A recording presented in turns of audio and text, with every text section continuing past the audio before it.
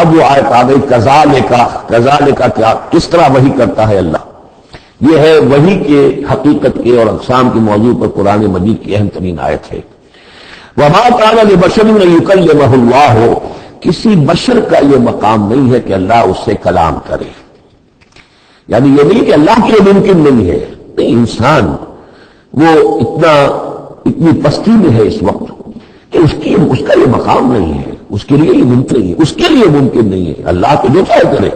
ما کان لبشر ان یکلمہ اللہ، نہیں ہے کسی بشر کا یہ معاملہ اور یہ اس کا مقام نہیں ہے کہ اللہ اسے کلام کرے الا وحیا، یا سوائے وحی کے. میرے وحی ہے جو براہ راست ہوتی ہے، اللہ تعالیٰ کسی کے دل میں ڈال دیتا ہے، القاء ہے، الہام ہے. یہ ہے وحی کی پہلی شکل، براہ راست اللہ. اور من ورائے حجاب، یا پھر بات کرتا بھی ہے تو اوٹ سے، پردے کی اوٹ سے، جیسے کہ حضرت موسیٰ علیہ السلام سے بات کی ہے. وہ بات ہوئی ہے کلم اللہ موسیٰ تکلیما، لیکن من ورائے حجاب. تیسری شکل اور یرسل رسولا، یا پھر وہ اپنے کسی پیغام پر جو ایلچی کو بھیجتا ہے، فرشتے کو بھیجتا ہے، فیوحی بإذنہ ما یشاء، اور پھر وہ وحی کرتا ہے اللہ کے حکم سے جو وہ چاہتا ہے. تو گویا کہ تین شکلیں ہو گئی. وحی براہ راست اللہ کی طرف سے، یہ الہام ہے، القاء ہے، جیسے کہ وہ شہد کی مکھی کو وحی کر رہا ہے، ہر آسمان میں وحی کر دی ہے. غیر نبی تھی حضرت موسیٰ کی والدہ، ان کو وحی کر دی، وہ جو دل میں ڈال دے. اور دوسرے یہ کہ کلام کی دوسری شکل من ورائے حجاب، جیسے حضرت موسیٰ. تیسرا یہ ہے قرآن کے نزول کی شکل کہ جبریل کے ذریعے سے، فرشتے کے ذریعے سے وہ قرآن آیا ہے اور وہ انہوں نے حضور کے قلب مبارک پر براہ راست نازل کیا ہے. انہ علی حکیم، اللہ بہت بلند و بالا ہے.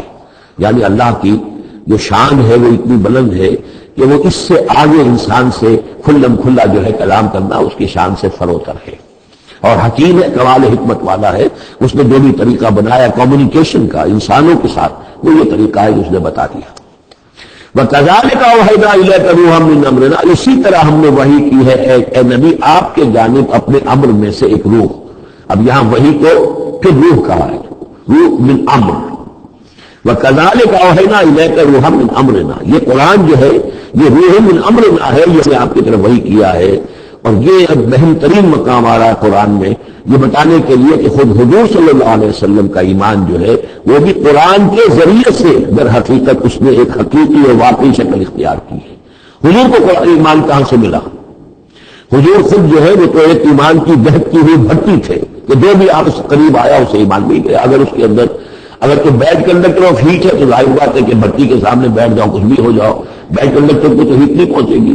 لیکن گڈ کنڈکٹر ہوگا کہ جو بھی ہوگا بھٹی کے سامنے ہوگا اس کی حرارت پہنچ جائے گی. حضور کو کہاں سے ملا ایمان؟ یہ سوال ہے. ما کنت تدری ما الکتاب ولا الایمان، اے نبی آپ نہیں جانتے تھے کیا ہوتی ہے کتاب اور کیا ہوتا ایمان.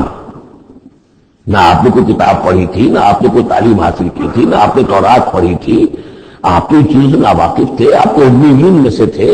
ما کنت تدری الکتاب ولا الایمان ولیکن جعلناہ، اس قرآن کو ہم نے بنایا نورا نہدی بہ من نشاء من عبادنا، وہ نور بنایا ہے کہ جس کے ذریعے سے ہم ہدایت دیتے اپنے بندے سے جس کو چاہتے ہیں.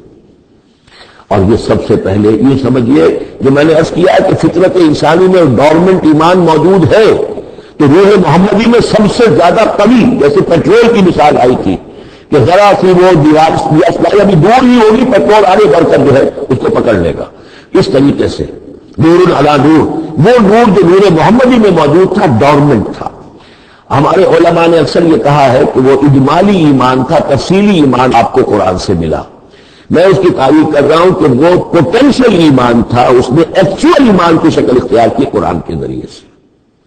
یہ تعبیر جو ہے یہ اس کی زیادہ صحیح تر تعبیر ہے کہ قرآن روح محمدی میں وہ ایمان جو ہے موجود تھا، ڈورمنٹ تھا، پوٹینشیل تھا، اس کو قرآن نے آ کر جگمگایا، ایکٹیویٹ کر دیا. وَكَذَلِكَ أَوْحَيْنَا إِلَيْكَ رُوحًا مِّنْ أَمْرِنَا مَا كُنتَ تَدْرِي مَا الْكِتَابُ وَلَا الْإِيمَانُ وَلَٰكِن جَعَلْنَاهُ نُورًا نَهْدِي بِهِ مَن نَّشَاءُ مِنْ عِبَادِنَا. اور جب آپ کے قلب مبارک میں وہ ایمان نور علی نور جگمگا اٹھا ہے، اب آپ ہدایت دیں گے لوگوں کو سیدھے راستے کی طرف.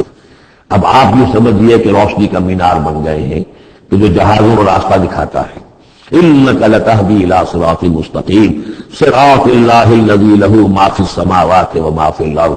اس اللہ کے راستے کی طرف کہ جس کے لیے ملکیت ہے ہر شے جو آسمانوں میں ہے اور ہر شے جو زمین میں ہے.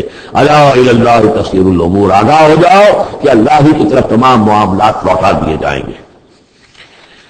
اب سورہ زخرف آ رہی ہے، یہ سورہ زخرف اور اس کے بعد سورہ دخان ہے، یہ بھی ایک بہت حسین جوڑے کی شکل میں ہے، اور دونوں جو ہے شروع ہوئی ہے حامیم والکتاب المبین، اگلی سورت بھی سورہ دخان بھی.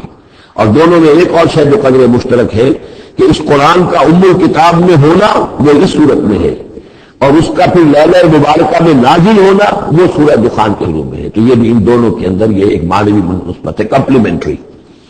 حامیم والکتاب المبین، قسم ہے اس کتاب کی کہ جو بالکل واضح ہے. اور یہاں پھر نوٹ کر لیجئے کہ اس میں جواب قسم یا مقسم علیہ جس کو کہتے ہیں وہ یہاں محذوف ہے، انک لمن المرسلین. یہ کتاب گواہ ہے اس پر، یہ آپ کا معجزہ ہے اور یہ ثبوت ہے آپ کی رسالت کا.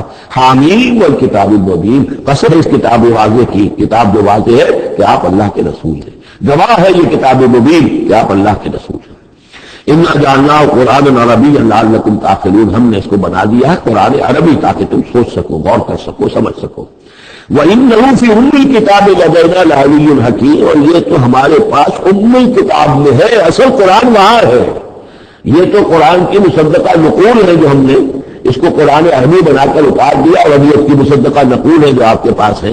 اصل میں قرآن تو وہاں ہے. اِنَّهُ فِي أُمِّ الْكِتَابِ لَدَيْنَا لَعَلِيٌّ حَكِيمٌ، وہ تو ہمارے پاس ہے، ہمارے پاس ہے، علی ہے، بہت بلند و بالا اور حکیم حکمت والے. اسی کو کہیں کہا کتاب مکنون سورہ واقعہ میں، چھپی ہوئی کتاب. اسی کو کہا لوح محفوظ کہ یہ لوح محفوظ کے اندر ہے. بل ہوا قرآن مجید فی لوح محفوظ.